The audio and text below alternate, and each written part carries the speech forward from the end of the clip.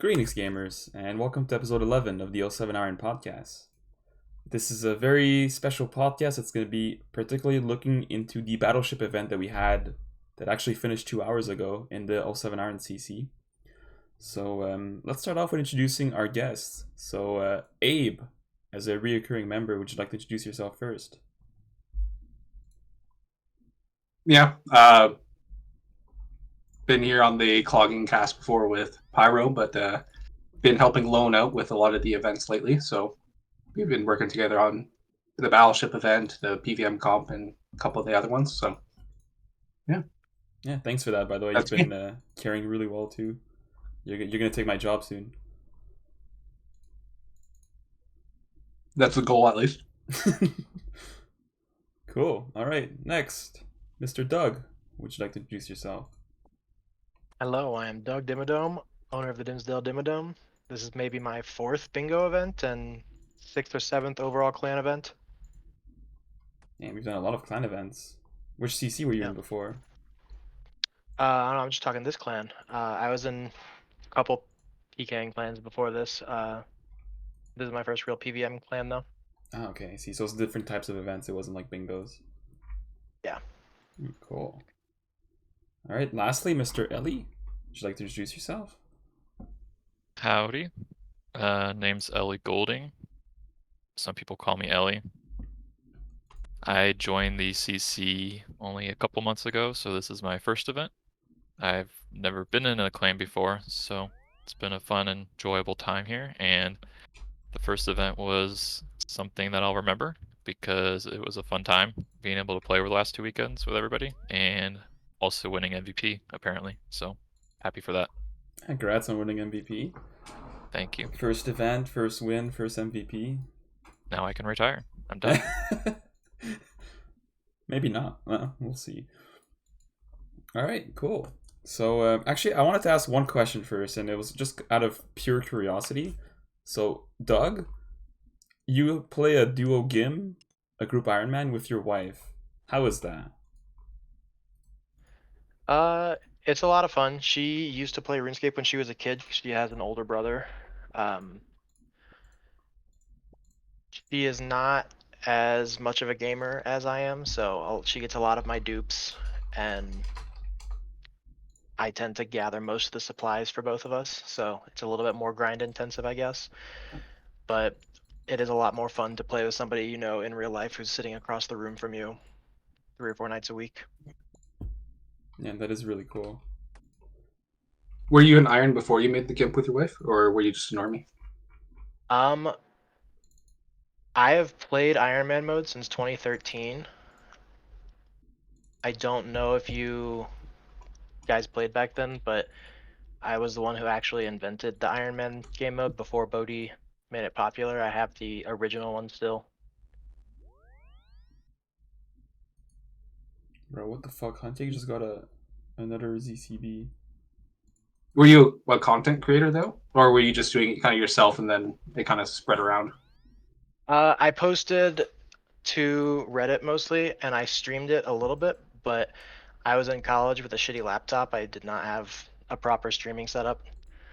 My brother, who is a content creator now, really urged me to try and take it full time, but it's not really what I wanted to do. So. Well, and back then as well, wasn't really a defined career path too. Like Yeah, you're 2013, it correct. was still just in TV, and YouTubers were making maybe a couple thousand a month at most, and that was for Yeah. like the biggest ones, like Ray William Johnson. Yeah, for sure. Had to have a lot of passion to do it. It was way more work than I was willing to put in at the time. But in hindsight, I do wish that I would have done it. That would have been cool to have it documented too. You could flex. Do you still have the Reddit posts and all that? Yeah, I do. Ah, neat. All right, cool. So I guess we jump straight into the what the event was. I closed it. Well, that's freaking great. All right, I'll open the sheet and I will show everyone the sheet and present what the event looks like. So if I go like this. So essentially what it is you have this board over here, and it's a 9x9 board, just like in regular bingo. However, the only difference is we add a twist to it, which is the BattleShip. And BattleShip is a board game, if you don't know what it is, where you place ships on a little board, and you take turns shooting missiles at each other's board to try to hit a ship. And then depending on the outcome, you'd either say hit, miss, or hit and sink. So what happened in this case is we got a 9x9 board blank. Both teams' captains were able to consult each other and place their boats prior to the event starting. Then once the event started, we did drafting, and then we started playing. And you can see here, this is our team, Toilet Cloggers. This is what our board looked like at the end. We were missing one tile to complete the board, and we found all their ships. And this was the other team, Gargalon Goons. This is what their board looked like. It's a little messy with all the colors. Essentially, like, these are boats. These here are tiles that they hit, but it was a miss. And these are tiles that are null, which means they're basically impossible for a boat to be there. So they just gray it out to help out their team, so people don't accidentally do the wrong content. That's really it. I don't want to go into too much detail about that. I think we mostly want to discuss stuff. So very cool concept. I don't think it's ever been done before as an event in any CC that I'm aware of. So definitely the first time this is ever used in a RuneScape setting and as a bingo setting as well. And definitely spices up the event a lot more than just doing a classical bingo. So if you would like to do this in your CC, feel free to PM me. I'll gladly share the sheet and you can copy paste it for your clan. It's a lot of fun. But yeah, let's go back to RS. All right, so that is the overall BattleShip. So thoughts on the events. So what do you guys think about the event overall? So who would like to go first? I can jump in. So knowing a little bit from behind the scenes as well as participating in the event and how it's gone through, there was definitely a number of things that we need to improve if we want to do it again. And some of them maybe could have been caught beforehand, just around balancing the board, and potentially some of the tile placements could have been improved. But in terms of the actual goal of the event, where you're kind of trying to strategically like, oh, let's go here, let's go there, this definitely felt like the most strategy-heavy comp we've had. Like I saw Cigaro or someone was posting in the Toilet Cloggers channel, like the optimum pattern to start scouting boats, and you have to do all the tiles diagonal to one another. I know Sweep used like some script on GitHub that ran like an algorithm to try to determine where boats are most likely placed and how to target boats based off of that. And I don't think I've ever really seen that. Like even in the race, there's some strategy in the race, but really it's just kind of like go as fast as you can. But this was like, okay, where could the tiles be? How did they mess with us? What should we do to like scout things? Like it's probably not the gnome scarf, but I'm gonna go for the gnome scarf anyways, just to provide us information. All that kind of thing, which I think was really, really cool. And I don't think I've been in an event that was like that in a similar way. Yeah, the strategy behind it was really fun. That's probably the theory crafting side of the event is the most fun for me. Yeah, it worked out because like ideally the plan was right to just do it on a weekend and be done with it and figure out whoever wins by that metric, but you guys put a poll up asking everyone to see if they wanted to extend it for another weekend, and I think it was a fun break. I know there was a poll question and you can get to it later, but having the 2-weekend break for the event made it so that way, you know, during the week everyone could theory craft and figure out what they wanted to do when the event resumed. Yeah, that was cool. I have mixed feelings about that, the whole like pausing the event, but we'll discuss that I think in the poll questions. I'm curious what the people thought of as well, because that was not the initial plan. Like essentially, for background story for people who don't know, we had the event was supposed to last the first weekend, and then it was supposed to end at 1800 UTC on the Sunday, but by like we were getting close to that time and the board was not even close to being finished, and it kind of sucked to finish the event prematurely like that. So people were asking, can we extend the event? And people were asking if we could extend it like going towards Monday, Tuesday. But a lot of people were against that. They just didn't want to play on the weekdays, and myself included. I don't want to play on the weekdays because I have work to do and I need to focus on that. And so we polled it on the news channel, and it was a good majority of players, around 85%, that voted yes to extend it to the following weekend. So essentially, from Monday to Friday, it was like a break. The event was paused. You can see the board where it was at, and teams would be able to prep supplies or prep Slayer tasks or theory craft what to attack on, and then when the event starts back. And that was the first time we've ever done that. By the way, we've never done a pausing like that before. Usually, we either end the event on the Sunday afternoon or we extend it towards the week until the board is finished. So that was definitely a first. And I'd like to know, should we talk about it right now? I think it's worth to talk about right now because we're into it. But what do you guys think overall about that? Yes, no? Just the extension, you mean? There's two things. Firstly, the extension, so going beyond the Sunday, and then secondly, the extension, but on a following weekend instead. Personally, I voted for the extension for the next weekend for the same reason, because it can be a lot more difficult to get a group together on the weekdays. But in hindsight, at least Team Gargalon lost a lot of its steam. We were all real hyped up in voice chat for the first weekend, trying to strategize, figure out what we're gonna do, who's gonna do what tile, and then throughout the next week, the Discord chat was very active and the strategy was planned out there.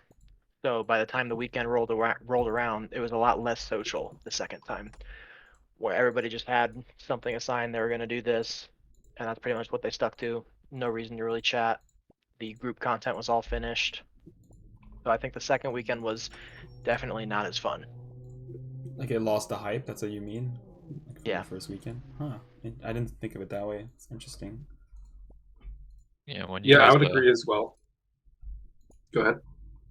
When you guys put that poll question out if we've wanted to extend it, I actually initially voted no because I didn't think I really wanted to do another weekend because I really wanted to spend most of the time doing it for the first 48-hour block. And I think, correct me if I'm wrong, but it was supposed to be a 48-hour block, and each team had roughly 50 people on it with varying time zones. Yeah. So and we only got probably one or two boats each team. Maybe you discovered one or two boats. Well, we So sank maybe, like, one boat, and then the other team, they discovered a few boats, but they didn't sink anything. So that just gives the context for people that are listening, and maybe if they're wanting to reciprocate it, that's like the numbers that we had for people. But I initially voted I didn't want to do it, and then it was overwhelmingly positive. Like everyone kept voting they wanted to do it, so I actually just rescinded my vote for it and just kind of went along with it because it was like whatever.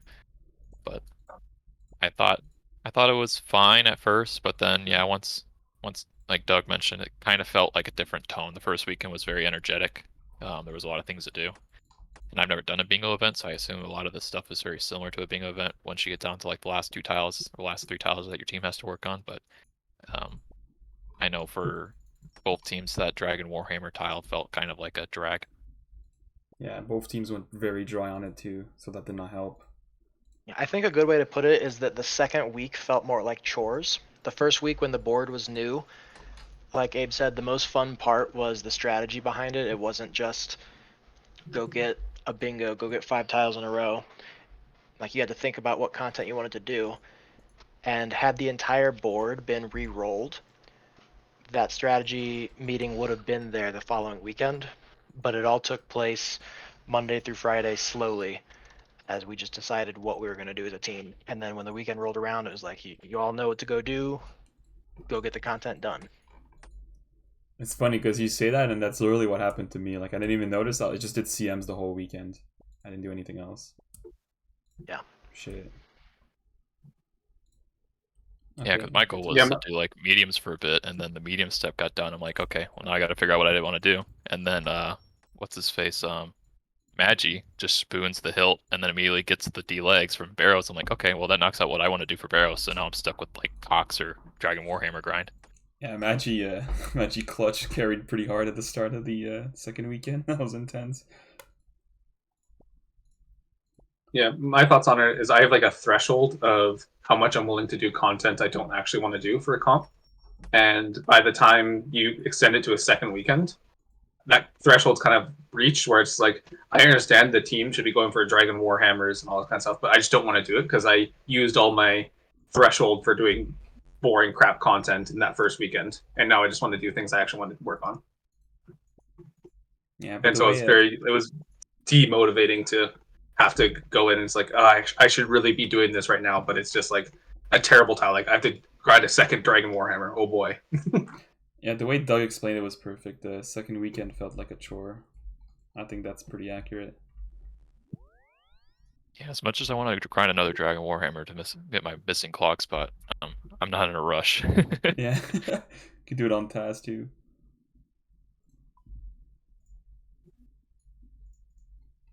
Yeah. Right.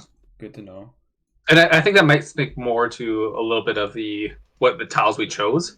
Well, I understand, like, because I was there as well when we were making that board. It's like, oh, the Dragon Warhammer tile could be a tile that people just who don't have it yet can go for. Like I know Mid Hunt, he's 25k dry right now trying to go for it. Like that could be a tile he could go for, but because they also didn't necessarily want to do it, and so it kind of just ended up being last, and so you ended up with a lot of people who already had it going for it, which you ideally don't want to have for certain tiles like that, where it's like people are just redoing content they've completed with no benefit, and it's not like the most fun content in the world anyways. But also Especially the if it's fact not that we group went dry content. for it kind of screwed us over, both teams. That was the main issue. I think if we both teams went on drop rate, I don't think we would have had this discussion right now. It was just bad RNG. I don't know how. Oh, Rangi just suicided the GP. But I don't know how dry you guys' team went, Doug. But our team, we were around 2 times rate for the hammer. I don't know the specifics, but I know we were over like 13k. Yeah, this shit's rough. Yeah, And that's like, the challenging part with. Sorry, go ahead. yeah, like Abe said, like it's not like in conventional bingo where like if you're trying to go for a blackout, you know you have to eventually get everything. But like here, you never really knew if you had to get the Dragon Warhammer. So I had a couple of friends or people on our team that were going for the Dragon Hammer no matter what because they wanted to get the item. But like they're gonna do other stuff as well to help contribute to the team because you could spend your whole weekend getting the Dragon Warhammer tile and not get anything, and then find out it's actually a miss. So Yeah, like you that's feel true. like you put all your time into the event for a tile that you thought was like a sure possibility, and it's like, oh nope, it's not a thing. Yeah, maybe I know that you, Abe, you're a strong believer that we should not put Dragon Warhammer for these events in the future. I'm still uncertain.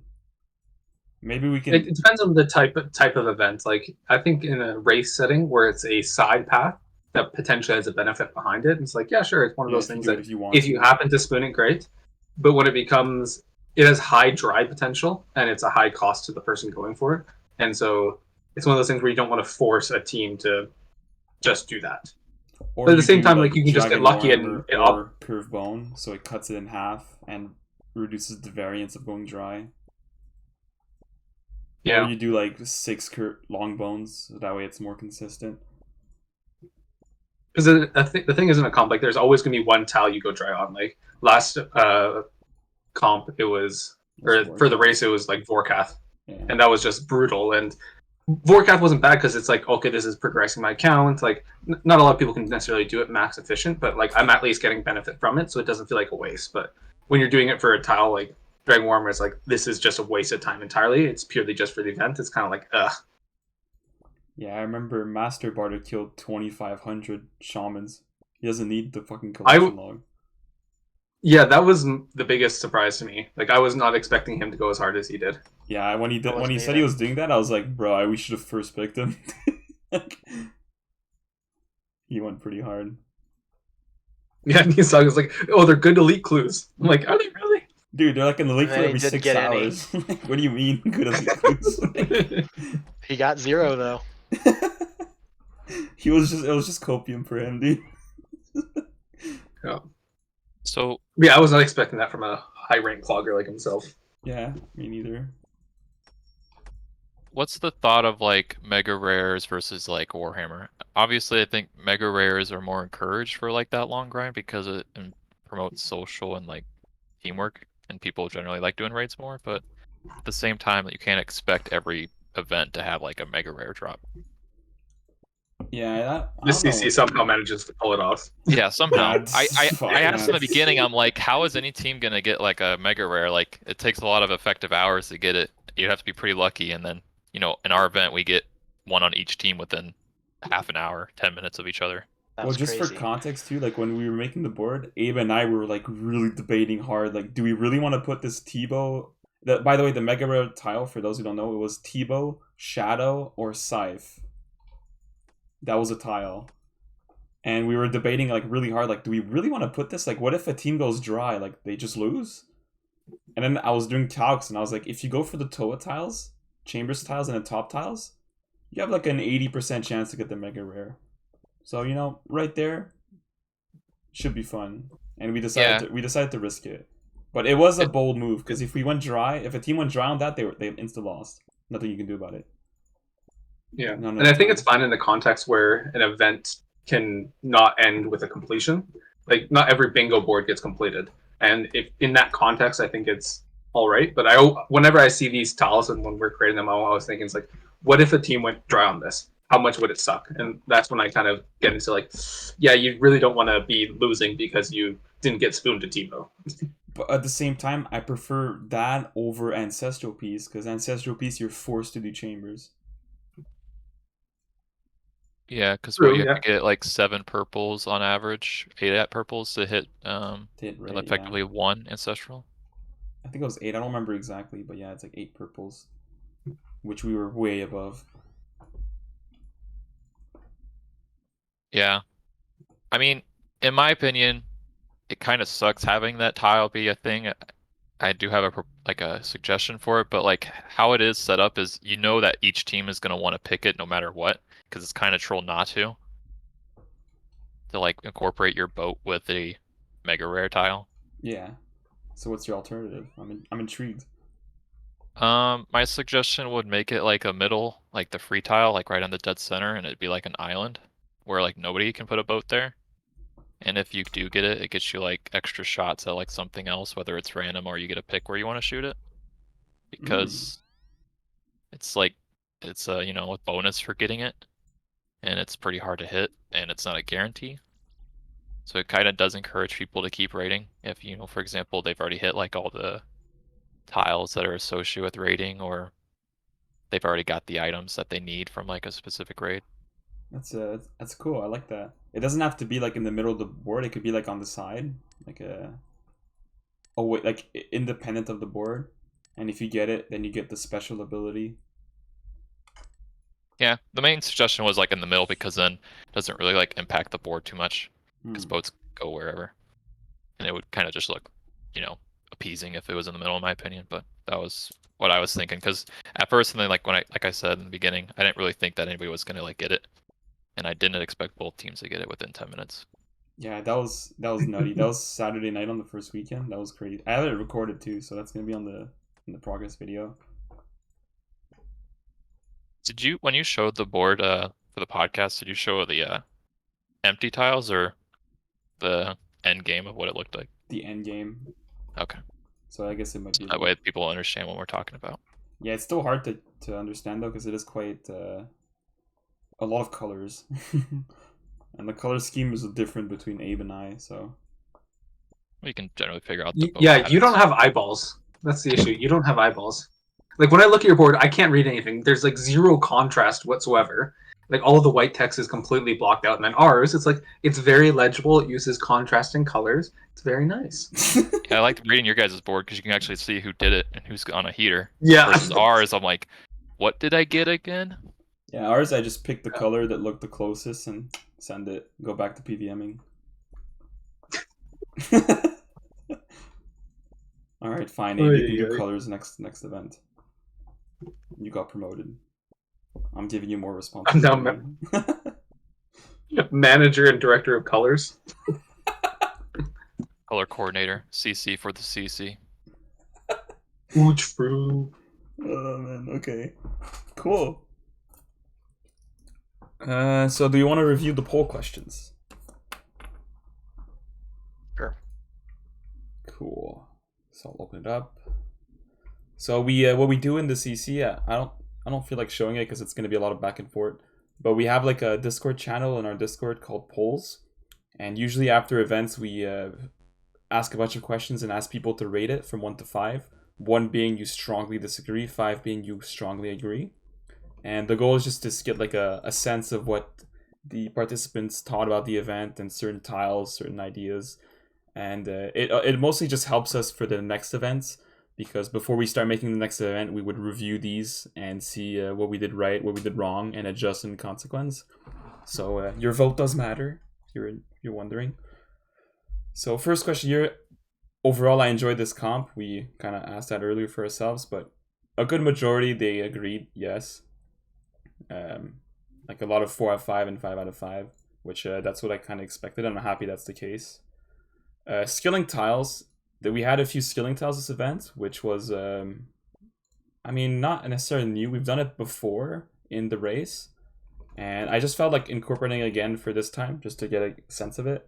We had 4 skilling tiles, which were 10 million herblore, 2.5 million fishing, 2.5 million woodcutting, and 2.5 million mining. Those were the 4 skilling tiles. And what was interesting is the T-Apes team did not place any boats on the skilling tiles, and we placed boats on 3 out of 4 skilling tiles. Which, I guess it's a different perspective. Which, out of curiosity, Abe, why did you guys decide not to use skilling tiles? The skilling tiles suck. No, that's why? Well, and also they just, like, our strategy was very kind of like, I think Sweeper RNG just proposed like, oh, let's do this, and I think everyone agreed, and then Heffy was like, oh, let's put a boat here, and then that's how we made it. Really? It wasn't, we went way into detail. Yeah, we very much just kind of sent it. We weren't too concerned with being too macro efficient on it. We did take a risk on the top tile there, but yeah, the clogging tiles. That's why when that was a hit, I was like, really? I didn't expect that to be a hit whatsoever. Yeah, because we thought like no one's gonna do this, and then someone did it, and we're like, seriously? Why? Yeah, but we why had did a lot of someone do cloggers too in our team. That's why that was a really bad counter. Because our mentality, we were trying to counter you guys. So okay, I'm gonna say this, and I'm sorry, Browntree, but we purposely put no tiles on Toa, and we purposely did not draft Browntree early so you guys would take him. Because we knew if Browntree would do Toa, so he would not contribute to the board. That's mega strat right there. And also, we picked a lot of skillers, and that's why we put more skiller tiles. So that's why you see we got Crayons 8 and 1927, a few other skillers. So we tried part of our strategy. We tried to counter a little bit. Yeah, we did. I did too to an extent because I somehow ended up having to draft everything myself, which I don't know how that exactly happened. Yeah, that was ideal. That's another. But I knew we had a lot of top tiles, and I'm just like, okay, I'm just gonna get all the tops. That way, at least they can't do a lot of tops. And then Mepe out of nowhere just spoons all the tiles, and it's like, oh, okay then. And meanwhile, we had to send like 60 tobs just to get a stupid Justy piece. Like we probably did like 10 times as many tobs as you guys. Yeah, we didn't do that many tobs. Mepe came in freaking clutch. Yeah, just out of nowhere, and it's like, oh, I didn't know Mepe even liked Tob. Okay then. Well, he only does chambers. He literally got back to back. I think it was Sang into Justy piece. But yeah, that was nuts. He got his Avernic. You got it. Or did he already have? No. We had it. Okay, sorry. What were you saying, Abe? Did he already have an Avernic? I can't remember. No. I thought he got an Avernic. Yeah, so he got a Avernic as well. He got a Avernic Sang. Yeah, it was a Avernic Sang. It wasn't Justy. Shit. Someone else got a Just in the team. I think it was Ragni. Yeah, we got really lucky there. That's why when you were picking, when you were drafting, you were picking all the Tobbers, and I was like, shit, did they put all their tiles on Tob? Because that would have been a good counter to me, because I would not do Tob. Well, we did in most of the top tiles. But the big one was the Justy one, because I'm just like, as long as there's one Tob tile, and they don't have any Tobbers, then I'm fine. Because I know you will never send a Tob. Sunshine just doesn't like Tob either, because he's completed it. It's like, you don't have anyone. At least anyone that could like degen it. So even if you went like on rate, you wouldn't be able to have enough people to do it. That's true. But nah, we spooned. Yeah, average for honestly. team one. But yeah, we got really like sidetracked. But yeah, that's the point. Like I think that's the point of podcast. You kind of just see where the conversation goes. That's the fun part. So so for the skilling tiles, it was kind of mixed. A lot of people really hated it. A lot of people really liked it, and a lot of people found it like mediocre, okay. I think you brought up a point, Abe. You said we should reduce the number of skilling tiles, not 4, maybe more like 2. Yeah, or at least slightly adjust the hours. Like I understand, like with Volcanic Mine, like VM's fast, but at the same time, if you don't know VM or you don't want to do it, Yeah, then that's shit. still a lot of hours. Yeah, if you don't do VM or 3 tick granite, it's like 4 times slower. Yeah, and I feel like not having skill tiles in PVM comps as well improves the participation in actual skilling competitions. But it feels like I'm constantly having to skill for comps when I would rather just have like a specified time to skill. That's true. It would be nicer. We can maybe just do like 1 skilling tile and make it like a, like, you know, in the past I used to do like 1 million cooking XP drop, so that's like a 2-hour tile. Bam, someone bangs it out, that's it. You do like Yeah, you like do a especially couple when you have thousand like a lot of rounds. fast tiles. Yeah, and some, I guess some people might like them, but that's just me personally. Obviously, I am also maxed, and some people like those because they're like, oh, I have an excuse to do agility because I can get my 99 agility, for example. Yeah, I don't know. I'm looking at the poll answers and it's pretty much like all around. I think it kind of just depends on how you do it. Like the good suggestion was like scaling down the total XP or scaling down the tiles.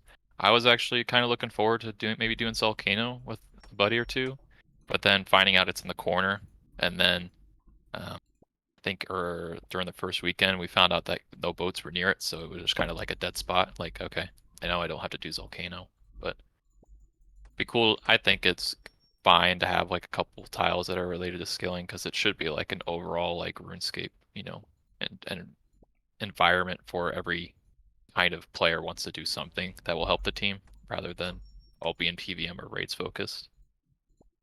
I Yeah. agree that I like the skilling tiles. I don't like banked tiles.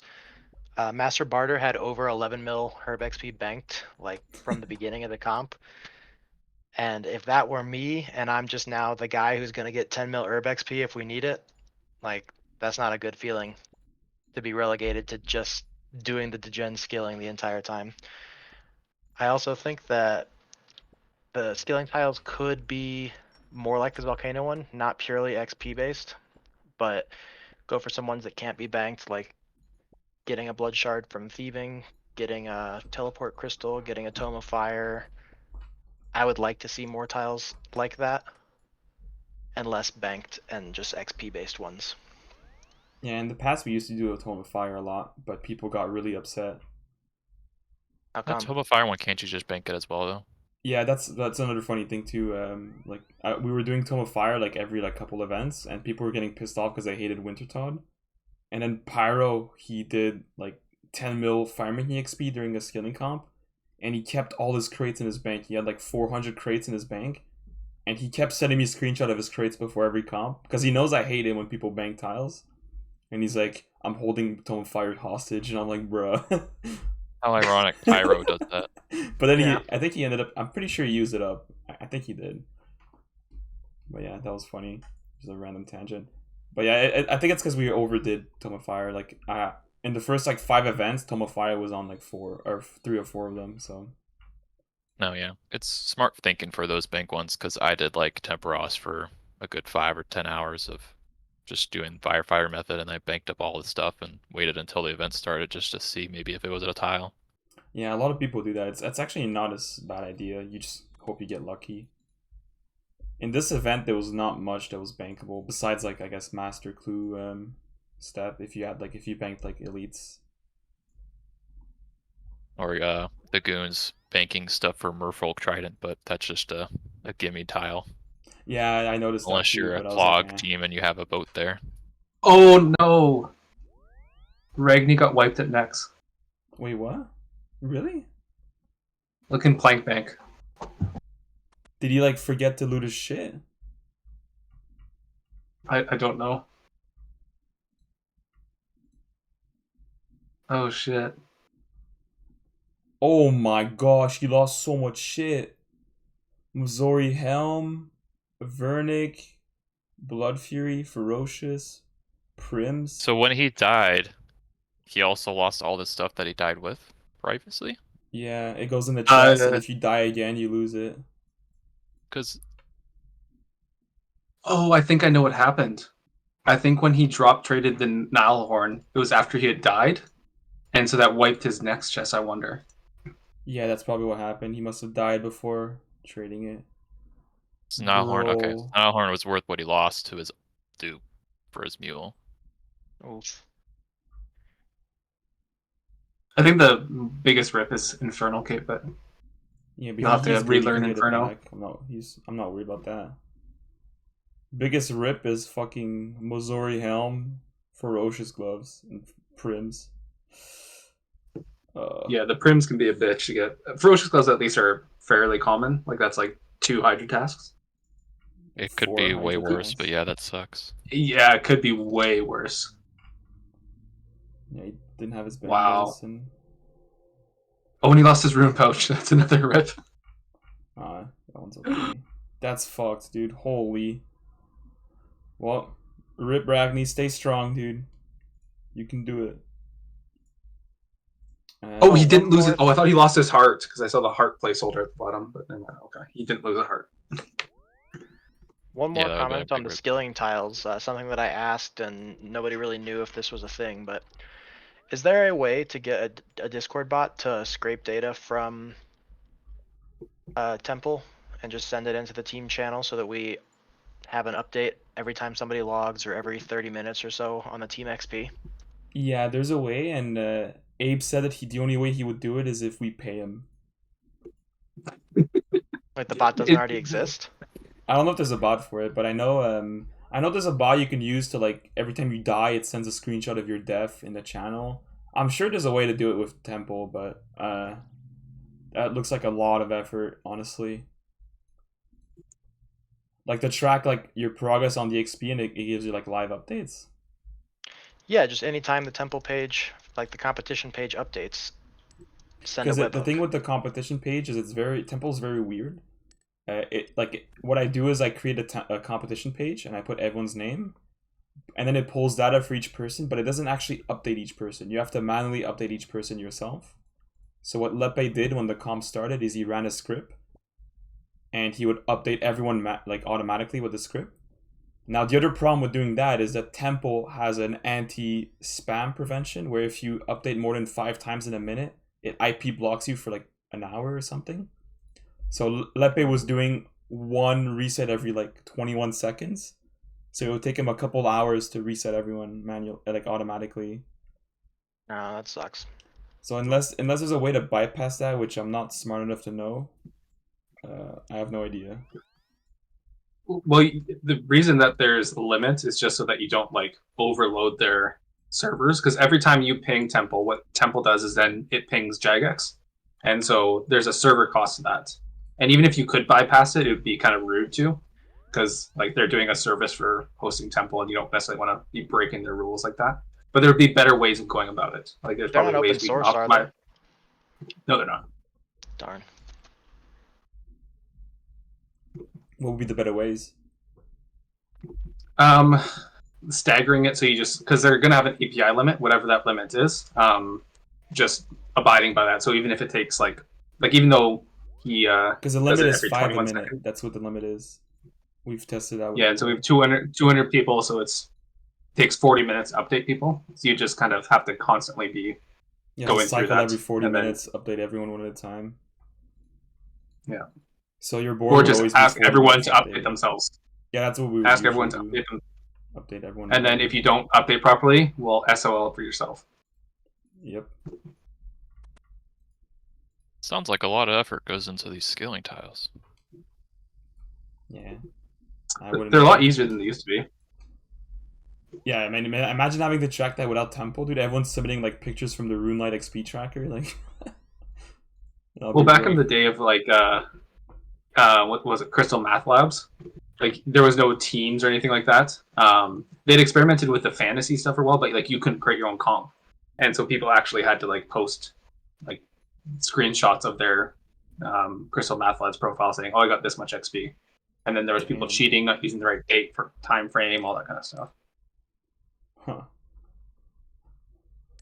Yeah, I remember fantasy. I remember hearing podcasts about that from like back in the Solus days.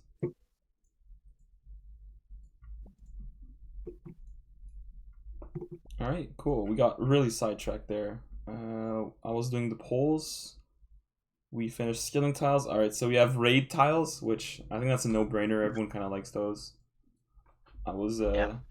I kind of just added there out of courtesy, I guess. Same thing with PVMing. Vast majority, yes. All right, controversial question.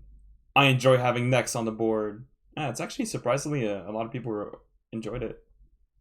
Huh.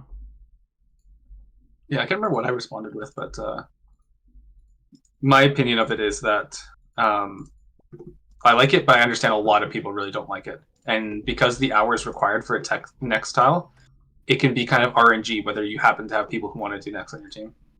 Yeah, but what's cool about Nex is that it's massable, and just that alone makes it fair. Because I actually removed Nightmare from events, by the way. If I don't know if you noticed, but Nightmare was not on the board because I find Nightmare to be just a fucking horrible boss, horrible tile. All the hours are long. Only a few people can do Fasanis, and regular Nightmares is even worse. So it's like I don't think it's worth putting Nightmare on the boards.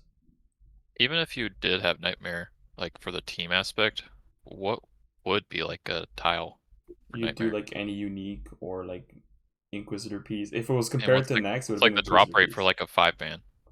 The Not 5-man, familiar. if you wanted to get, imagine if the drop was any unique. For 5-mans, you'd have to kill 500 to get a unique in your name. And each kill is like what, 4 or 5 minutes? It's like 10 kills an hour with a decent team. Yeah, and efficient Fasanis is 20 hours per drop. Yeah, it's like max efficiency, yeah. Which isn't too much different than the next drop rate. It's just the preference of content, and people just tend not to want to do it because the drops are extremely niche. Drops are niche, drops are rare, boss is kind of hard, like you actually have to be good to do it. But then Corp is fine because it's not that hard, and Corp, I guess you can say is similar too. But yeah, Corp is both not as teams still had to do hard. Corp.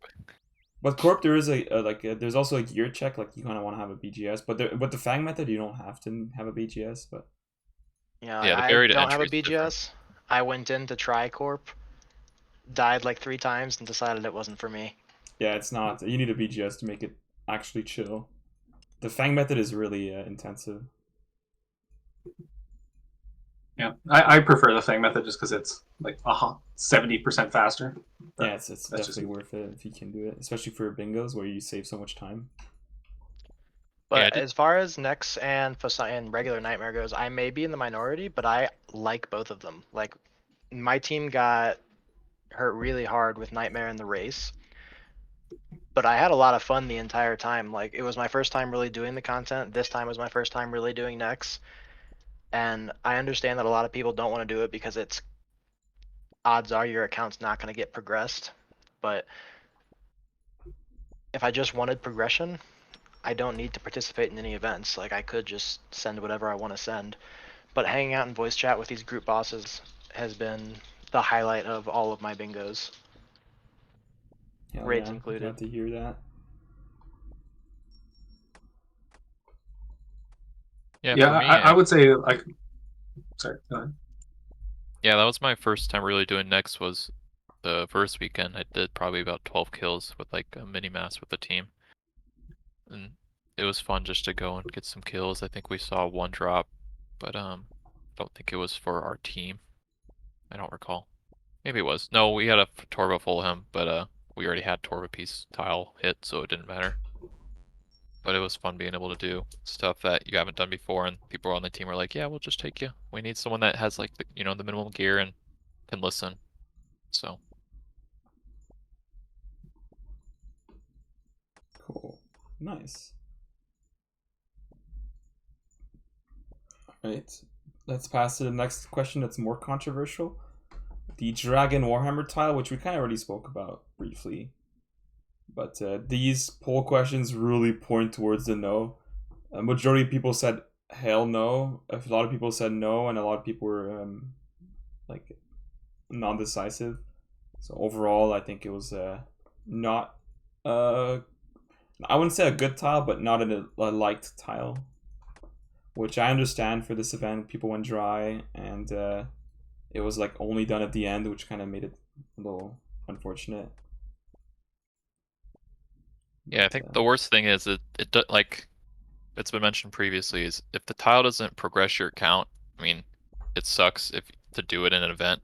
And it's probably even more painful because it's not a thing you can do as like a group content, like raids or PVM skilling bosses. Like this is something you have to do Exactly. by yourself in a cave or in a dark place and hope that you get the 1 in 5,000 drop.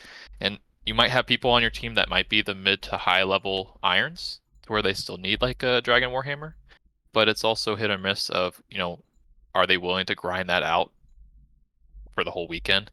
And do they have enough time to want to grind it out and be lucky to get the drop? Yeah, that's true. Because some person on our team, I can't remember, but like there's multiple people probably that have 2 Warhammers. I think Trexie said he was going for his 3rd. Yeah, Trexie has 2. Sunshine has 2 now. Pyro has 2. I have 2. You have 2. Oh yeah, because of Yeah, I got Pachi 1. Yeah. That's funny. Yeah, I think it's just a troll. Like if Trexie got a 3rd hammer, that would have been really funny. I would have for sure posted that in the collection log Discord. That would have gotten a couple question marks. Did he get a second from a previous Yeah, it was a event, or why previous is it event. Yeah, I think it was a race. Yeah, he said he got it within like 100 KC. Yeah, he spooned it. I remember. The whole CC went ape shit, dude, when he got that. Because that was the first time we put a hammer on the board, too, when he got it.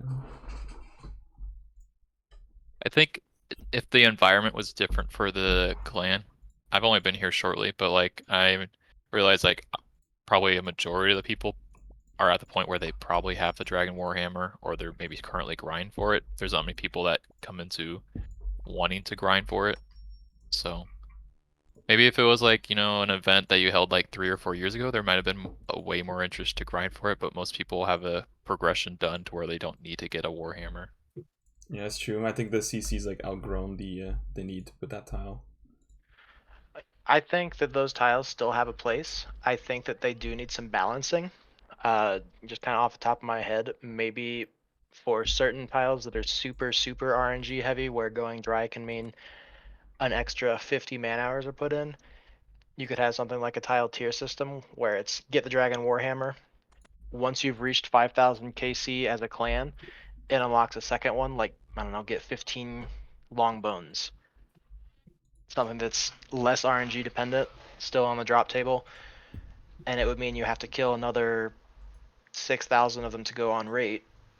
But now you've got something to work on that isn't just pray that you get the 1 in 5,000 every time.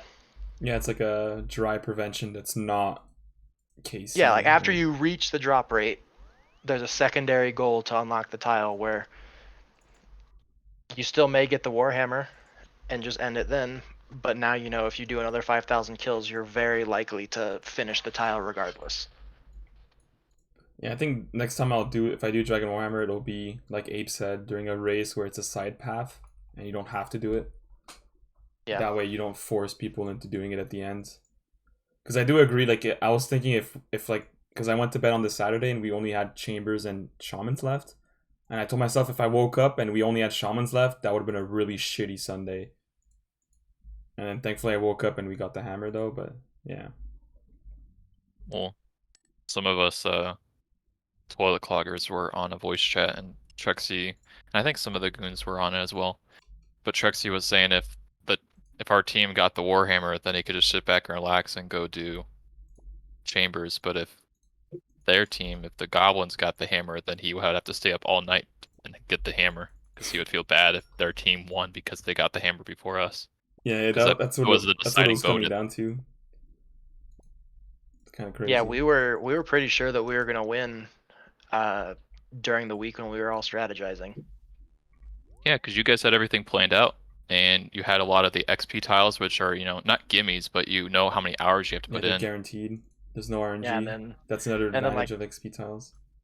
Like you guys said, you came in and got the hilt and the Darox legs in like the first 2 hours of the comp. That destroyed the morale of your team big time. And getting the hilt really paved the way, because when we found out that it was just a hit and not a sink, we knew that we didn't have to scout for the 2 boat tile. Yeah, that too. That was so like at first I thought Abe's team fucked up and made 2 4x1 boats, and then I remember I had 5 people PM me. It's like, you guys screwed up. You put too many boats on. They're like, how many boats are supposed to have? You guys, like, so many people were confused. no, but Even and then I also RNG was remembered I confused. asked you. I said like you did like I remember I sent you a screenshot of the boats. And I said you did this, and you said yeah.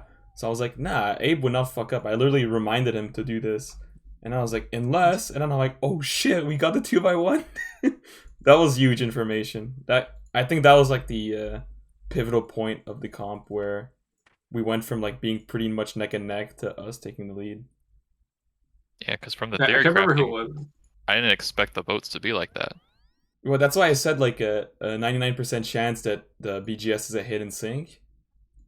And then I ignored the possibility of being a hit because I knew that if that was the case, it didn't matter. Like we had a huge leap. But it would have been cool if it was a hit and sink and we had both teams had to scout for the 2x1. That would have been really cool. Yeah, we kind of knew where the 2x1 was, but no one really wanted to send next, and the people who didn't get lucky. Yeah. Unfortunately. It was a rough 2x1 placement. At least we didn't do next. We did like Nex and Zora. So like you have 2 options. Yeah, I was sending Zora the previous week and this week as well, because I knew your thought process was going to be like, oh, on like effective rates, blah blah blah. It's better if we put it on the Zora tile or whatever, because anyways. Yeah, it increases it reduces the variance. Yeah. Mm-hmm. You're spot on. So I knew exactly. It was like Lone wouldn't have put it on the double Nex tile. And then yeah, we just didn't get lucky on the Zora. Yeah, if you would have got the Zora one, that would have given you good information to right away go to next. That'd be cool. Yeah, and then it turns out the latecomer Yuji ended up being insanely valuable because he spooned that tile, and then also scouted that for you guys. Yeah, he spooned hard on the first weekend. That was insane. All right, next question. Board balancing. So, for context about the board balancing, we didn't put too much effort into it. I remember Abe and I were like spending a lot of time trying to see how we can balance it. And then at one point I just said, fuck it, I'll randomize it. And then I randomly put all the tiles, like just shat them on the board. And then we looked at the board and we're like, okay, yeah, this section here is a little too OP, so we switched a few things around.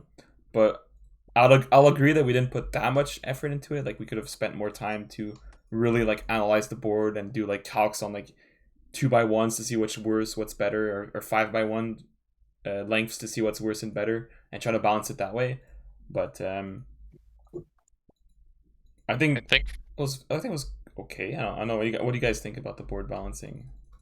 It definitely needs oversight, like you said. When you randomize it, you mix some of it around. But looking at it, I mean, you could kind of realize when you looked at the board initially, like an idea of like where the hardest spots are. And I remember like during the first weekend, we were just still like scouting a lot of the boats. The northwest quadrant had a lot of like green, quick tasks to do, and I noticed that's where a lot of people went and gravitated towards and completed. But like no boats were going to be there because it didn't make sense from like a competition point of view to put a boat on top of 3 or 4 tiles that had like a weighting of like 5 or very low effort. Yeah, Abe's team disagrees with that statement. Yeah, other than the gnome scarf or Vulcan trident, but my idea would have been probably oversight of making sure a lot of the red or raid / high PVM tiles weren't next to each other, and probably diagonal, like in an X formation on the board, because then you know that like ships can incorporate multiple of those big tiles. So yeah, you could the still problem have with a that team though environment. is that then the event basically becomes a snipe all the easy tiles, and then you know every boat. I think you could still mix around like mediums and hards around. Yeah. But it makes it so you're not having like a big. So like for example, both teams had like a big boat that incorporated the superior unique and a warhammer together, or the twisted bow and something else big. I think for your guys' team it was multiple pieces that were big with the twisted bow, and ours was just a 2x1. But that's my observation on it. Okay, good point. Doug and Abe. I don't really have any comments on the balancing as far as the placements of the tiles. I think I would like to see, in place of the speedrun tiles, I think I would like to see tiles that are more skill checks than skill and gear checks. Yeah, that's an issue though. How would you do that? Infernal Cape Tile. I was thinking some of the combat achievements, like do Tob with nothing but Barrow's gear, sub tier 75 Toa, like those combat achievements, something in that same line, like yeah, put the gear sub 75 ceilings. Toa would have been a good one actually. That's a good idea. And you do it in an You can 8-man. still verify it too, right, with the settings to Yeah, make with sure the you get plugin the it would alert work. for it. Not the plugin. You can turn on repeat notification, and it'll give you another notification you completed it on the RuneScape settings. Yeah. That's a good idea. I like that one. The 75 Toa. Because like I am mechanically able to go do Tob. If I had the gear, I could have helped for the sub 18. If I had the gear, I could have helped for the sub 32 CM. But without rigor, without any of the mega rares, like I'm more of a hindrance, even though I know all the mechanics for those. Or you do like a sub 40 CM, no T-bows. Yeah, exactly. Everyone has to bring BOFAs. I actually like that suggestion a lot because it still incorporates people of like all skill levels to at least go try to get the combat achievements done, and it's something that like is possible because you can kind of gauge as to what you need for to do it based Yeah. off people previously doing it. Another one you could do would be X kills in a God Wars dungeon trip. Like go for a 50 kill 50 KC bandos. bando strip. Yeah. That's cool too. Yeah, that's a good idea. I like that. I'll note that down. All right. Do a 150 Toa with black salamanders. That was cool to watch though. I'll give respect to Reaper and it wasn't Salami, was it? It was someone else. It was Salami and Ugakitty. Salami, okay. Reaper. I forgot. That was cool to watch. Yeah, for reference, they did a 150 toe with salamanders. Why? Don't ask me. Took like 2 hours. That would actually be a fun tile. Group content where it's something that you don't know much about. You'd have to theory craft how to do each room. Yeah, the only problem is for designing the board, you'd have to make sure it's possible. Like if I say free to play Toa, and then I realize that it's actually like really hard, I could brick wall an entire event for that reason. Yeah. So it's very I'll give you an example. During a race, I made a tile where there was two. You had to do 2 out of 2, so you had to finish both options. First being a barrels gear chambers, and the second being a barrels gear Tob. I did the barrels gear Tob CA, and it was really easy, but I did it with a bunch of gamers. Both the CC doing a 5-man was not easy. We wiped several times, we didn't even get it, and eventually we had to change the rules to make it a story mode because we couldn't finish it. And that people got really upset because what was cringe too is that the whole team got stuck waiting for us to finish the barrels toss, so everyone was watching us do it and we couldn't do it. And I was high as a kite too. That was fucking rough, dude. Sorry, that was my tangent. Abe? Yeah, I think there's ways to pseudo balance it. There was the idea Ragni had about blindly placing boats, which I think is okay, but the problem is it adds so much variance where RNG could make one team have 200 hours of tiles and the other team has 600 hours of tiles, which just is too unfair in my opinion. Yeah, and that would suck for sure, but it would still be cool. Yeah, I think what we should do is just not randomly place and just hand place them so that we know for sure that they're balanced. And even though there is like, oh, the meta is to do all the easy stuff to scout, and it's like, sure, why not? That can just be the meta. Like there will always be a meta to do things. With this comp, it just kind of felt like, okay, they probably are all on the raids and next tiles. Let's just go do raids next, and then we'll figure out from there. Or what if the boat placement is the same for both teams? and I it's don't like that randomized. because the thing that I don't like about the race is that Oh in yeah, some that's true. circumstances, Yeah. the meta is to just wait for the other team to do it, see if they're wasting their time. Yeah, that's true. That would be so much mind games. That would be kind of cringe.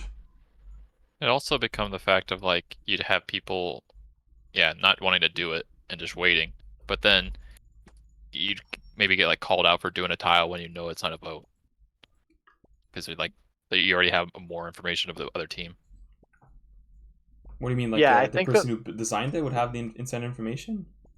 No, like well, since like both teams like would have like they work off of each other's boat locations to figure out how to win the race or win the game. So then you'd have some people maybe doing tiles that aren't necessarily needed. I think that that was a problem with the point system in this event, where at the beginning of the event, a lot of people were doing tiles that were very slim chances of it being a boat. But we were looking at the points and being like, well, it's still points.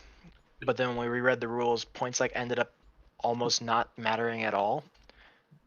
I think the points should have made a little bit more of a difference just to give more Yeah, the points incentive to only do. mattered if you tied on boat sync, tied on hits, tied on yeah, that's it, and then Yeah. the points would matter, which is unlikely to be in that situation. Yeah, it was almost certainly wasting your time to do a tile, even if it was a tile that you wanted to do just for the points. Bro, no way this guy just ragged the fucking door, dude. Yeah, I try to do a lot of the tiles that were quick and easy to get like a scouting. And then I did probably like 150 barrows on like the second day of the event because there's 6 tiles associated with barrows. Yeah, I did too. And I only got one new item out of like 14 items. But how many items did Pachi get? 4. All but one. I just meant all of your non-uniques just went to Pachi. Oh no! All the ones that I had. Oh, that's were what you meant, mostly dude. double dupes. Yeah. That's funny. Oh, okay, gotcha. Like I got full Derox. That was our 3rd full set. Completely useless. Yeah, I don't really mind barrows too much. And I've done it previously getting it greenlocked, but it was before collection log was a thing, so I'm really looking forward to any events with barrows because I don't know. Yeah, You I think find it Barrow's fun. always great. Having low intensity tiles that anybody can do is good for a lot of people during the comp. Yeah, that's why we had a lot of barrows tiles, all 6 of them. It's a good place to put tiles. I put barrows on the back burner until the next event and hope that it's there, and if it's not, we just put it on the back burner again and we wait. That's pretty much what I'm doing too. A PKer just ice barraged me, said never mind, and then left. Oh, speaking of PKers, how are the wilderness tiles as far as popularity goes? Like I know it's a super polarizing. Yeah, it's always been. I Thing. think now with the Wildy rework though, it's not as bad. I think people Yeah, seem to enjoy it. I would have really liked to see in future events, like as a clan, get a full Karasi sword. That would be cool, Because actually. All 3. 4 or 5 manning those bosses, like with a bunch of people in voice chat getting ready to anti-PK, is some of the most fun that I've had, like this year. Yeah, that would be actually a good idea. I like that. Yeah, I like the wilderness a lot more now. It's a lot more balanced and a lot more enjoyable compared to before, where it was like, oh, Callisto. It's like, well, unless you have a Vigora's chain mace, it's going to take you 20 minutes to do a kill with your barrel chest anchor. It's like that. Well, that's no fun. Yeah. And also, it's like, what's the reward? Whereas, like, now the reward is a PVM, PvP focused weapon that has very useful spec options for certain bosses. Yeah, I like that. Karasi from scratch is a. I feel like when people are gonna see it on the board, they're gonna freak out, but I think it's gonna be fun. Yeah, the only problem is that these events take place on the weekend. Like I went out to Vedion and I couldn't get more than 2 kills before I had to leave. Well, that's the importance of coordinating with your team and potting it on the mornings or late at night and trying to get that hours. Or Yeah, anti-PKing I think it would be a so lot you of can fun. protect yourself.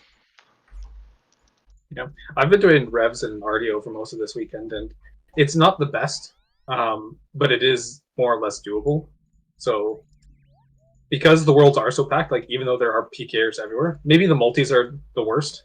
Like multis are always just terrible places to be. But I was watching Pug, and he spent a 6-hour stream at Venenatis without getting attacked once. I was like, wow, that's incredible. At Venenatis? Yeah, If you do Wow. Venenatis, like when I do it in the mornings, I can go 100 KC without ever seeing a PKer. But then when 3 o'clock Eastern time rolls around, I can't go more than 6-7 kills. Interesting. Good to know. I just have shit luck at Venenatis in general. I go at like 7 a.m. UK time, which should be a dead time, and it's like 2 clans hop in every second.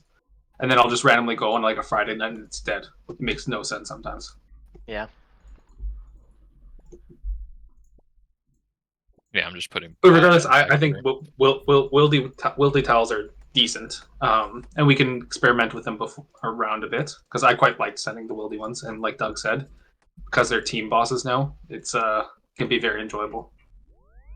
Yeah, I agree. We could definitely take advantage of that. How about like if we do like PKing tiles, like when someone asked if we should do a PK tile, like PK someone over a mill? No, No. too easy to fake. No, Yeah, that's the no. issue. It's too easy to fake. Well, and it's also just like that's well outside the boundaries of I think what should be considered like content Yeah, for an okay. Iron Man CC. That's true. Yeah, but how funny is it if an Iron Man CC PKs like PKers, like we're just like basically just shitting on them, like Yeah, I think there's too much RNG. It just is like outside too many people's like you unless you grafted Grin, like okay, like no one's yeah, I gonna will use say- get to Grin for sure. I will say, a couple competitions ago, we had that mid competition event where it was the mega scale raid. I think that doing a clan, like a match stops clan war, would be really fun. I don't think many other people would enjoy it. Sorry, what? I don't understand. Like a Match stops, like a 10v10 clan war with all identical gear. oh, in the clan Winner wars. gets Okay. Yeah, winner gets something. Well, you know there was Maybe it's a tile oh, scout. are you talking about the Chambers Mass event? Yeah, the Chambers Mass where it was a free that was tile. cool. I really liked the mid competition event where the clans competed, or the two teams competed, and the winning side got something to benefit them. I thought that remember was it a was lot cool of because fun. one team they decided not to go for it because it wasn't worth their time because they didn't have enough people online. Yeah. That was cool. That was Farrell's team. I remember. 10v10 clan wars would be sick, and you give like a free to play gear like setup. Like you send a screenshot of like D-hide and like magic maple shortbow and addy arrows and this many swordfish. 10v10 go. That'd be Yeah. sick, dude. Holy. Or if Clan Wars isn't a level playing field, if we're not really enjoying it, we could do a full 12v12 LMS game. Yeah, the Winning. casual games we can host ourselves. Yeah, the two teams can share gear amongst themselves and stuff. It's like whoever the winner of the LMS game, that person team wins the prize. So then you wouldn't Yeah. attack your own team. That's so cool. Oh my gosh. I like that too. Those are sick. Nice. All right. Next question on here. The board size. So this is actually the largest bingo board size I've ever made. I think the previous record was a 8x8. This one was a 9x9, which is quite hard to get enough tiles to fill it up, by the way. You have to be really creative, or you have to repeat certain tiles, which is what we did. But what do you think about bigger board size? If I your like bigger board size. if your goal is to make it a longer event, I think it's fine. Cool. But we learned from the first weekend that it was too big. Yeah, it was too many tiles. The thing is that when we did the calcs, Abe, we assumed a 66% completion. But the problem with that is it's biased because all the boats were on big tiles. And that's where our math kind of failed. Yeah, I would say for this event, it was too big just from the sense that the hours, like for example, we could have lower hours tiles, like instead of an ancestral piece, it's get one Cox purple and then another one's two Cox purples or something like that. And so at least it reduces the hour constraint while keeping it a bigger board, and there's a little bit less RNG into it. Yeah, the concern was we just definitely went way over on the hours. The fact that we were barely almost able to finish after a second weekend, Yeah. which admittedly had lower engagement than the first weekend, but it was definitely an overshoot in terms of hours required. And I personally would think it'd be better to have a event like this that is going to end to be potentially end early, because then it's more of like a hype sprint than a drawn out kind of like, oh wow, we're halfway through the board and it's already Sunday. Because if it would have ended on Sunday like planned, we would have won with one boat synced and that's it. Or maybe the first team to sink a boat. That could be cool too. Then Yeah, I think if we defined ahead of time that it's like, okay, if it's a tie on Sunday, we'll just end it here and it's a point-based system like the race. And then in that case, I think it's totally fine. Like, you're not expected to complete it. If you do, great. But we just need to set that expectation. It's like, is this an event where we're going to clear it and it's going to complete like the race? Or is it a case of, no, we may not actually finish it, and so you just want to farm points in one way or another? And like we can't flip flop either the decision, because we flip flopped the decision in this case. Flip flop being the fact that it was supposed to end, but then it was pulled to go for another weekend. Yeah, exactly. That wasn't supposed to. That wasn't the plan. Because I remember there was one event where it was supposed to end early. We decided to extend it, and Ragni's team got fucked because they planned assuming it would end sooner, so they focused on like specific tiles that were like micro efficient and not macro efficient, and they got screwed over by the extension. And I remember I was on that team and I was like, fuck, this sucks, because we like lost a lot of potential, I guess, and I think we ended up losing the event too. Even scaling it down from a 9x9, so 81 tiles, going to like, what, 8x8 for 64? It's a pretty big It's a pretty big jump. yeah. But then we would reduce a lot of like the free tiles. We would probably just get rid of those. Like you wouldn't have a gnome scarf on there. I mean, that's not free. It takes a couple hours. Like 2 hours. 1 hour if you have the 50 skips already ready. Yeah, I mean, it helps for like if you redo this event. Like you said, you don't have to recycle a lot of stuff. It becomes a bit easier to manage. Of like, okay, Yeah. I can do X instead of Y now. I still like the idea of a much bigger board. I think that some balancing would need to go into doing some kind of bingo with it. But I really liked a lot of the random collection log tiles that if you didn't have them, you could go for them if you didn't particularly feel like doing the Dragon Warhammer grind. And to tie together the points system not seeming to matter, like it could have had something like X amount of points gets you a tile scout. You don't know, or you'll know if it's going to be a hit or miss, but you still have to complete it if it's a hit. So it basically gives you the information that it's a hit. Yeah, it gives you information that you have to work on a different tile without making some of these shorter tiles feel like a waste of time. Because I do really like the shorter tiles or the tiles that are more AFK to do when you're making dinner or eating or whatever. Yeah, I like to have a few easy tiles too. I think it's a nice it's satisfying to see like a tile get unlocked on your team, even if it's an easy one. It's just like it helps with the motivation. What I thought would have been like maybe a nice twist is like I think I mentioned it previously, but like a fog of war aspect, and it kind of incorporates like a race mechanic into it, where like you don't know the whole board. You maybe have like patches of it that you can see, and so maybe you could do a couple easy ones, a couple mediums, and maybe like 1 or 2 hard that you can see, and people can go and start clearing those. And then as they get completed, it kind of like clears the board, so that way the whole battleship event can be seen from like a team's view of like, okay, what tiles are there in the whole event versus only like 3 or 4. And it maybe be something where you could incorporate like okay guys, we are a week away from the event start and we've had 50 signups. The first tile leak is this, and then when the event starts, you can see where all those tiles are that you leaked, and that gives you a good frame of reference of like what you want to do maybe. Bro, Yeah, that I is like so that idea. cool, dude. Holy. But like I said, it'd be like more of like the race mechanic because people wouldn't be able to know like what's behind the door.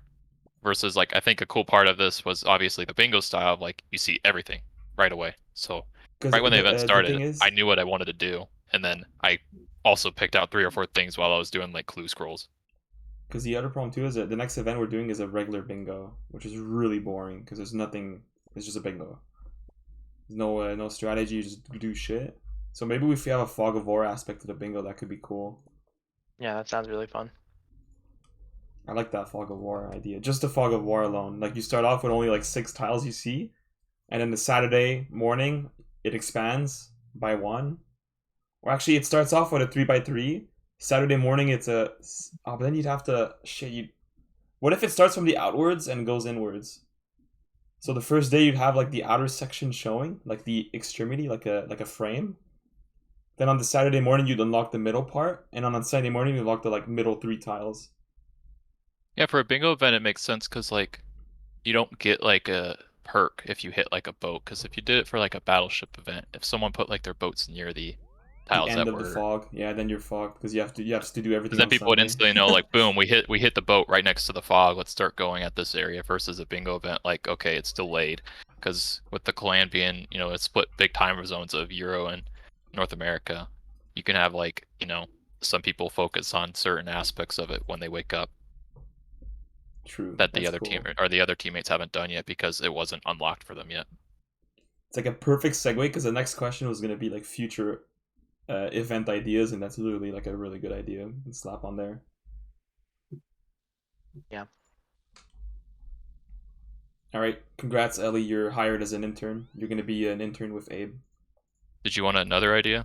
Sure, go for it.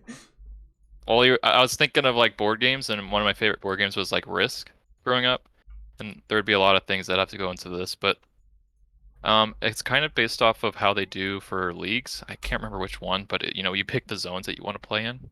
Yeah, you have to unlock the bosses and all that. Yeah, I think it'd be cool if like there was regions in the Gilnor to where like the bosses and the content that you do give you points for your team in that area, and in the Risk segment of it, it'd give you like troops. And whoever has like the most troops in the region at the end of the game gets like that territory, which has like a point of value to it. To where like you can have everyone be doing like different content to like outmatch the other team. So for example, if like Chambers was a territory, you could have like some people grinding out Chambers. Or if you didn't want people to do that, you could have like Wild be one, where like there's some people on a team grinding out Wild to like control the Wild territory. And how would you get troops? Would it be based on getting drops on that specific day? You Or get point troop system? like so like the whole like think of the map as in general like there's like 10 regions Yeah. and or 11 regions and like each region's worth 1 But point remember, we and don't have whoever to has actually do RuneScape. We can do our own region. We can have like a 6x6 board. The top left tiles are region 1, top right are region 2, and so on. Like we can make it a lot easier. But how would you True. control the number of troops? Would that be point system? Well like so like you use like your EHC or however you do for points of like the events. So like the Armadillo Oh, like crossbow was worth 10 EHC. points. So instead of being 10 points it's 10 troops and team A has 10 troops and team B has 9 troops.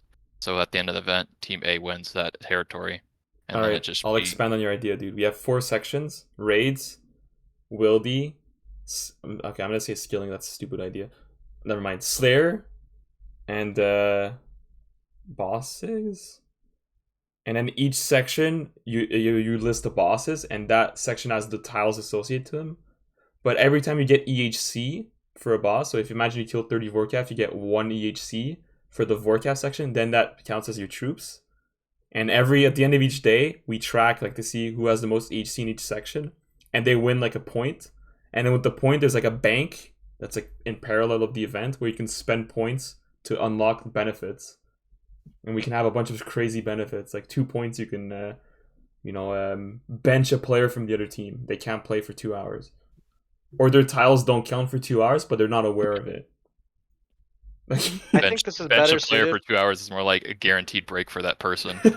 Exactly. I think this is better suited to a King of the Hill style game, because I don't like the idea that like if your team currently controls raids, by doing raids you can, and getting lucky, you can continue to control raids no matter what. I kind of like it that Yeah, but you control if you raids could, based on EHC, so it's based on how many raids kill count you do, not by I know. spooning it. Well, the way that I would like to see it would be if you are doing raids, you're actively not beefing up your troops.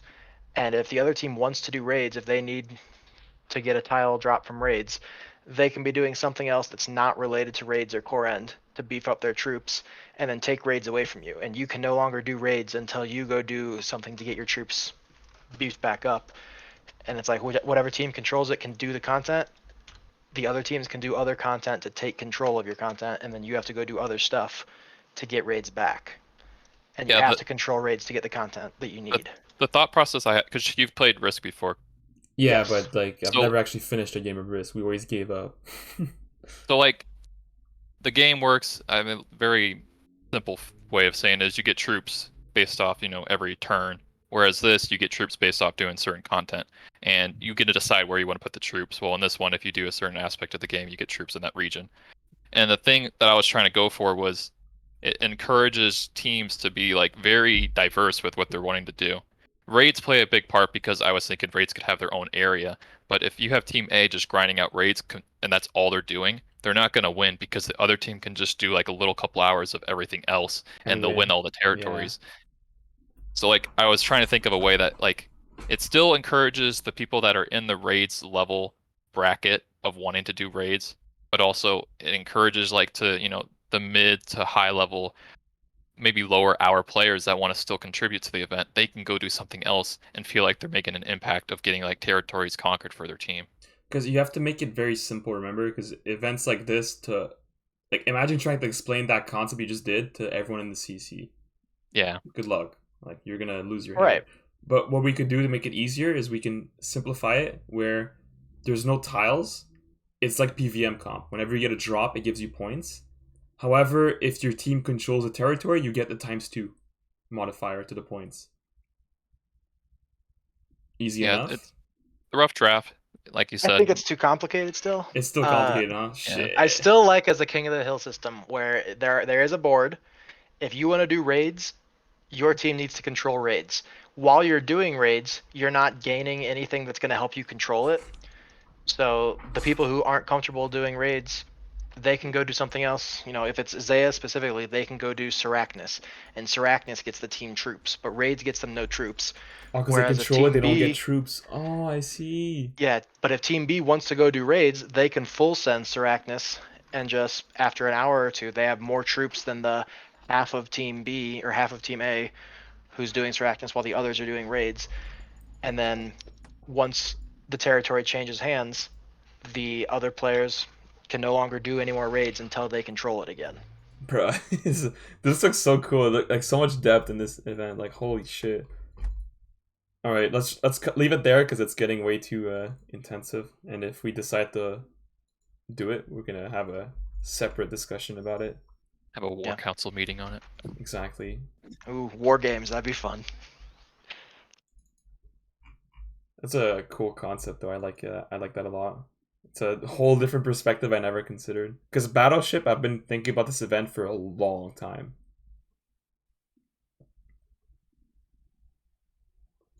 I finally pulled the trigger there. And it was a lot more fun than just a base bingo board. Oh yeah, without a question. Like, imagine doing like tic-tac-toe, where you just have a list of stuff and people play tic-tac-toe. Yeah, we already used the GitHub for Battleship. There's tic-tac-toe would end in a draw every time. No, well, but I mean, there was I don't a think it would tic-tac-toe because event. you could have one team like just actually spoon out like 4 in a row real quick. Yeah, that's what it was. It's one of my friends, not turn-based. He's in a different clan for normies, and they played an event called tic-tac-toe, and it was a 3x3 board. But you don't take turns. That's the thing. Like if you get the tile, you get the X or the O right away. I wasn't thinking of tic-tac-toe. I was thinking of Connect 4. Connect 4 could be cool too. Steve-O would be really torqued if you did that. He loves Connect 4. How would you do Connect 4 though? Like if you get any tile on that row, it drops the circle. Would that be the way to You do probably it? have to have a list of stuff to do, and people have to go complete a task. If they complete it, they can drop a thing anywhere they want. Yeah. Yeah, like one column could be chambers, and every time you get a purple, it drops something in that column. Oh, that's so cool. And what if it goes up to infinite? Like, there's no height limit. You can have like a shit ton of... Dude. That is sick, dude. You know what? Fuck the bingo. We're doing a Connect 4 event in 2 months. I'm not a fan of bingos because they're chill for a weekend, but they get dull really quick. They're fun for the first 5 hours, and then once you know you need to do stuff that you don't really want to do, they get boring. Yeah, because everyone bangs out the fun tiles right away. That's the other issue too. Yeah, I think the Connect 4 idea could be cool. Like, what if it's just a 4 wide and infinite height? First column is any raids purple, you drop a token. Second column is any specific bosses drops, like specific items, and then you can, dude. That's yeah, I really sick. like that. That's I think really the cool. problem is that Back to back to back to back purples, you win. well, I think the Like problem the is that timing. you have to get 4 before the other team gets 1. If you're going like Yeah, but straight you up. can. Oh yeah, but you can do sideways too. Like, Yeah, I think it would go on too long. We'd have to do like Connect 3. oh yeah, you're right. Probably Connect 3 would be better. But then like the problem with that type of event is we can start the event on Friday. Team 1 gets spoons purples and wins, and then you get home from work and it's over. Yeah, that's true. So there is a risk, or It's- maybe that it's gives way your too team a RNG point, dependent. and then the board resets, and you keep going until the end. Yeah, we could. Yeah, I think that's better to do a point system where it's not. Oh, you missed the event because you were at work and Sucks we to just got really suck. lucky. Quit your job. That's true. That's cool. I like that. I'll be down to scrap the bingo and do that instead, honestly. Oh. But I think Sounds people like want a fun. regular bingo, so we might have to do a regular bingo. I still think bingos are worth it because, like Doug mentioned previously, like having fun stuff on there that you wouldn't normally want to do, but giving the incentive of just like go quickly do it for the team. Like a lot of these collection log ones look fun, but I know not everyone likes doing collection log. But so like doing stuff like random PVM bosses that you don't normally want to do, or maybe go grind out raids with the team. Yeah, like Barrows or the Wildy demi bosses for the shields are not something that I would ever do to progress my account. But for the bingo, if I still need the slots, I'll gladly go do either of them. There was another idea I had a while ago. I don't think you've done PVM comp, Ellie, but Doug, I think you have. You done PVM comp? Yes, I have. Yeah. So basically, it's like any boss unique you get gives you points. So yeah, imagine, like, I think I joined like the weekend you guys were doing that, and like you people saw got it. spooned, aka Heffy. Yeah, Heavy fucking carried that event. That was crazy. But I wanted to do the same concept for raids, and it was called the raids comp. So all the cogs, top, Toa purples give you points. But I wanted to add a twist where if you're taking a learner on the team, you get double points. I tried to push like my agenda to get that event done, but it never worked. The main argument I got was that people would just carry noobs, which I don't think is necessarily the case. But it could be. Team just holding up a sign saying, "If you do not have more than 5 KC, please apply now." Well, I would do it like 50 KC would be the threshold. So if you're above, like, I don't care if you're a fucking sunshine. If you're under 50 KC in a raid, you're a learner. That's it. That's what would be the rule. And then that's how you would track who's learners and who's not. Oh, I passed 100 easy clues, easy caskets. Holy. Would you count expert Toa and normal Toa as 2 different raids? Like if you don't have 50 expert KC, That's, same with CMs? That would be something we'd have to discuss. I don't know. I'll be open to either or. I don't mind. I think it would be cool to incorporate something to help encourage people to take learners. That's the point. For Especially some for events, Tob, it that'd makes be sense, cool. and then some events it doesn't. But like having people like, I've never done Nex before. Okay, feel encouraged to come join us and do Nex, or come join us for a top KC. You know, as long as you're meeting like, you know, a reasonable expectation of like gear and mental fortitude to listen to a call and follow directions. But Yeah, like Pachi would do Tob if that was the event. She's never done it before, but I can give her a blowpipe. She got her Warhammer and a tent whip. Yeah, that'd be an awesome event concept. I would be down to just try it and say fuck it, see what happens. If it flops, It could also be just like a quick micro event. It doesn't have to be like one of those big CC ones, but just a like weekend a day on a weekend. Like instead of doing a skill and comp, we do that. Like a And it could be a raffle premium type comp. deal. Every KC with a learner gets one raffle ticket. Ah, I like that.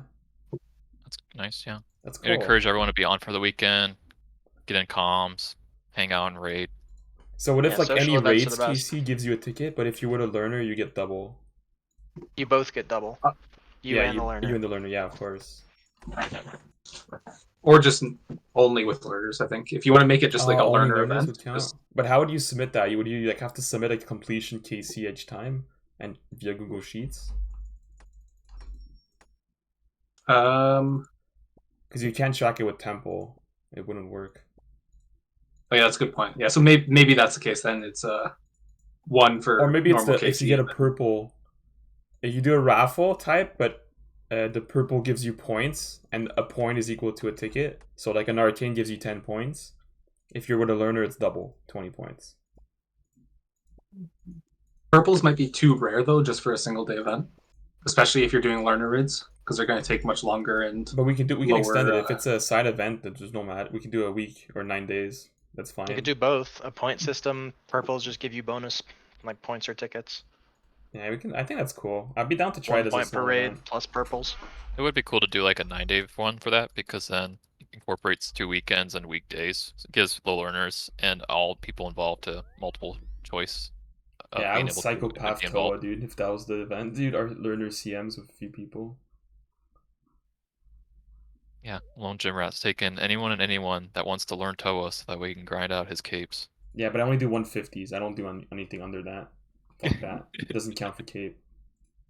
There's literally no reason to do less than a 150, even if you're a giga learner. Always I did just send 0 150s. notification when I was learning on release. But yeah, you're right. There's no On release is different. On release, yeah. You're just trying to figure out what the heck the bosses even do. That was fun. I did Cool. one raid and then gave up after the Akka puzzle, and then I eventually got to Akka like the next day once I watched streamers and figured out what it was. And I tried not to watch or pay attention to what people are doing, and I gave up because I couldn't figure out how the shadows worked. And so I just kept hitting Akka. I'm like, this isn't working. I'm leaving. Bye. Raid's broken. Legit. I'm just like, okay, this is probably a bug. I'm just gonna leave. Wait for them to fix it. It was funny too, because on release we were so confused. We were like attacking all 4 shadows at once, dude. Shit was fun. But those are good ideas. I like the raids comp as a small event. I like the Connect 4 concept, and I like the risk idea though. That one's 5 head.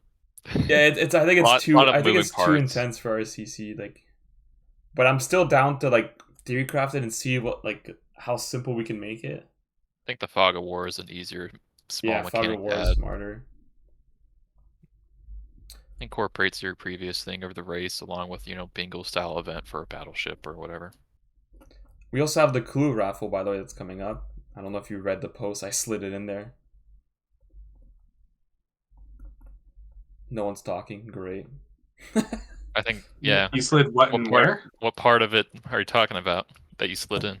At the end of when I announced the winners, I mentioned about the Clue Scroll raffle, where any collection log slot from a Clue Scroll or 500k plus broadcast will give you a ticket. Oh yeah. I'll probably make another post tomorrow because I'm sure no one read that.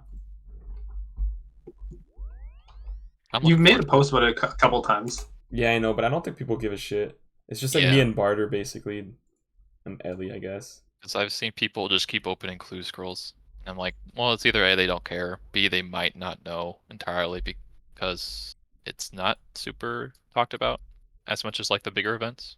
Yeah, because it's a small event too. Some people don't even do them. Yeah, and it's an event that's not going to progress anybody's account who's not clogging.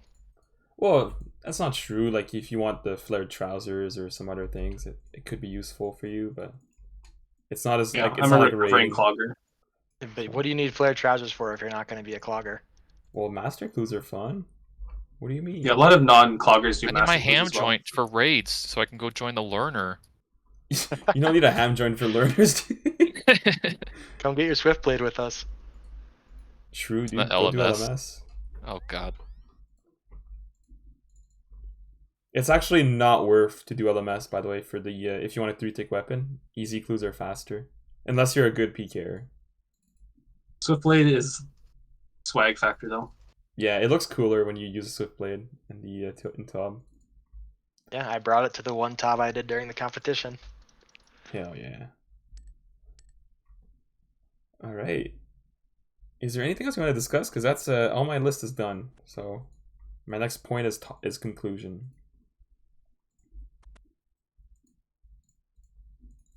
I got nothing. Do you think you would ever mix around with the boat sizing if you did the bingo event again? That failed significantly, the poll. Like a majority of players did not. You mean like the T shape and all that? Yeah, no Tetris boats. Yeah, they that failed hardly. Ragni was the one that proposed the idea, and I was like, we'll see for like Battleship V2, because that's like too intense to start off with. And he's like, yeah, that's true. And I was thinking about it, and I was like, I'll add it in the poll to see like what people think, and it's a 12 people said yes, 52 people said no. So that's like a 80%. Okay, I just had a hilarious idea. What if you had a Minesweeper event? Just like the Like, Minesweeper game. Yeah, and so if you accidentally hit a tile that had the bomb in it, your team loses. Bro, dude. Yeah, but what happens when you start the event and you go for that one tile And you get the first unlucky? fight just blows up? You're shit out of luck, bud. You're shit Or out what of if luck. like you have someone in your team that's like, fuck this, I want to do Tob, and gets the bomb, and then your team just wipes. It'd be hilarious. That's what it would be. It would be better for a mini event where everybody has their own board instead of teams, and if you wipe your own board, you lose and you're out, but everybody else is still in. Yeah, I was thinking about mini events. It's hard to find an idea for a mini event. How would we do a mini event? Like, imagine if we do a post and it's like, there's an event this week, teams of 4, make your own teams. I think you could just do mini events of like just clan meetups of doing like certain activities. What do you mean certain? Like massing something. Like, doing like 3-4 hour session of massing next, or going to do like a skill mini game, like Volcano or Winter Todd. But that wouldn't be like an event. It would just be like a small thing, like a. I mean, it would still be an event, but it wouldn't be like an official event. It would just be like a casual thing, right? That's what you mean? Yeah. Because we used to do those in the past. Like, we'd have like a barrels day mass where everyone would do barrels, but we kind of like stopped doing that, because instead now we do like actual real events that are like require more work, you could say. I mean, how often do people like want to do like a weekend event? Because I think having it like once every couple months seems like a sufficient amount, because then you wouldn't feel like you're getting burned out from doing it. You'd have like anticipation of wanting to do the next event, planning it out like with work or time off. Yeah, it's true. I still think an event against another clan would be a lot of fun. By the silence, I feel like there's something with that. No comment. I thought my lawyers just told me not to speak to you. My lawyers just called Battleship me. was They told supposed me to to be leave the against call. another clan. But yeah, I do agree that would be really cool, a CCVCC event. That would be, I think that would be the goal, and not necessarily to prove if we're like better or worse than another CC, but just because I think it'll be like a unique experience for all of us. The only thing I'm concerned all of my about clan is experience is against another clan. Yeah, the only thing I'm concerned about is toxicity. I feel like our CC is toxic, but solitary was way worse. So maybe we're not that toxic. Somebody who's got a background in only PK clans besides this one, you guys are not toxic. True. The fair. toxicity has gone down since John retired. That's true. No way you said that, dude. What the fuck? The Fletcher? No, not Jonathan Hambone. Jonathan Hambone. I was gonna say, every time I see John 10, I just get smiles. Yeah, he's a fletching gamer, dude. All he does is fletching. He wants 200 mil. What's he at now? fletching. 50 mil? Yeah, I think he passed like 55 mil or something. Let me check. 52.5. He's 52? Hey, rank 68. Let's go. Yeah, I think it was like a year ago he was looking at the high scores and he was like, damn, dude, 70 mil fletching is top page? I'll send it. But the problem is that, like, as he's sending it, that threshold is rising, so I'm not sure if he's catching. He's probably catching up. I'm not sure though.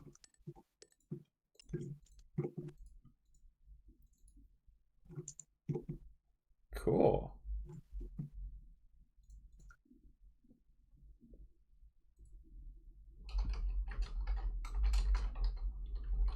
All right. All right, I guess there's nothing else to talk about. Any final words? Thanks for the event. It was fun. Hell yeah, thanks for attending. We'll see you in 2 months. All right. Bye. Bye. Peace out.